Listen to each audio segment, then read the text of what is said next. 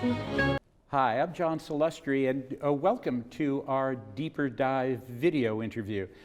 This, of course, is a companion piece to our latest Deep Dive feature, Getting Creative with Vacant Spaces, which you can find on BOMA.org/deep dives. One of the critical resources for the creation of that piece was Brian Capelli, who happens to be sitting just to my left. Brian, how are you? I'm great, John. Good to see you, and thanks for the time. Brian is a BOMA Fellow, and he's also Vice President of Asset Management for a GBX group. So Brian, let's talk a little bit. Let's start with a little explanation of what GBX is all about. And if we can, let's get a little bit into how the lag in leasing has affected your operations. Okay. So GBX is an investment fund manager based in Cleveland, Ohio.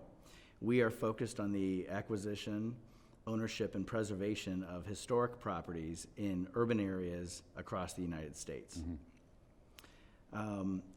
Our office portfolio is typically comprised of smaller office buildings on the edge of urban areas. These are some of the brick and beam type of buildings that you see in the marketplace today. And because we have these smaller buildings, our tenant base tends to be comprised of companies that are small businesses. And we've seen that these small businesses have tended to come back to the office sooner than some of the large companies that. Really? Yeah, it seems that the office is more central to their operation. The need to collaborate and be visible with their leadership and their employees. So we've seen in our office buildings that a number of tenants have come back. Interesting. In those office buildings where we had good occupancy, we've been able to maintain really strong occupancies. In fact, we've seen some tenants expand as a result of increased business from COVID. Is it increased business only, or are they expanding because they need more social distancing? Does that factor in? It does factor in. I can think of a couple of instances where tenants have increased their footprint to accommodate social distancing in their office space. You've also, in some of our conversations, expressed people going in the opposite direction in terms of going totally work from home. Let's talk a little bit about that, if you don't mind, that painful subject, and what you're seeing on that score. Yeah, we actually had a very good education session here at the BOMA conference led by Gensler, talking just about how tenants are going to be using their office space in the future. The office is a recruitment and retention tool for a lot of companies. It's also an opportunity to to have employee interaction for mentoring, and for those quiet and quick conversations that you have at the water cooler. And it's where the culture exists. That's where the culture of your company exists. So we do believe that many companies will come back to the office eventually. There's been research done that says that many employees want to be back in the office, at least on a hybrid basis, if not full-time. Right. So it's unclear how the work from home, strategy will impact office in the long term. Right. At this point, but I do know there are a number of companies that have made some moves to make that work from home strategy permanent. Yeah. So it's likely to have some impact on office use going forward. Certainly. Let's talk a little bit about some of the areas, some of the verticals that can actually benefit from office, from the stagnation, for lack of a better word, of office leasing.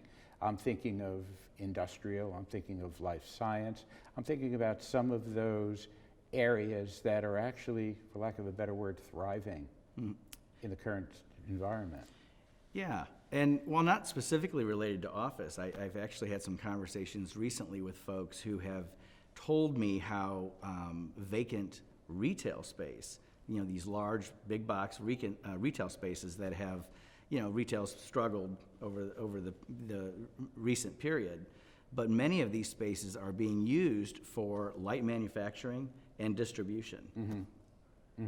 So the tightness in the industrial market is directly benefiting the retail market in some cases. That's interesting. And it also benefits from some of the best real estate in town in terms of access, in terms of location next to highways. Exactly. So if a property manager or an owner is starting to look for different ways to boost NOI, what advice can you give those people?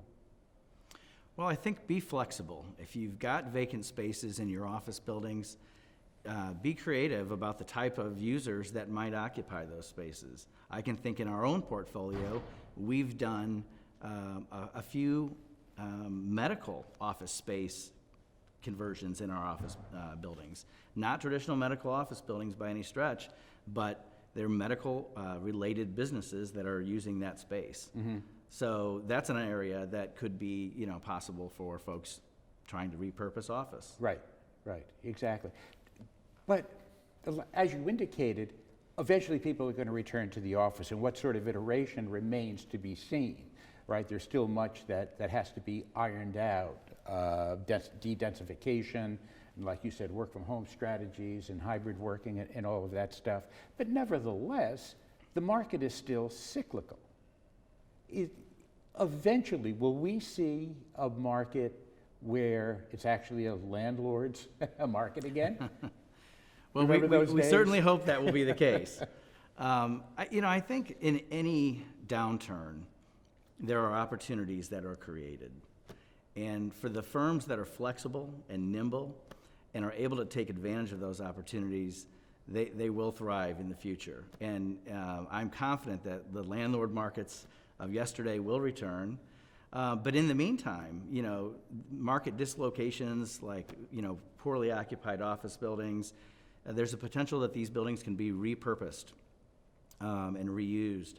We have a property that we've spoken about previously in Denver that we were struggling with office occupancy. It was a small suite type of a building comprised of sole practitioners and independent, office spaces. And that's being converted to a boutique hotel. We had the opportunity to do that.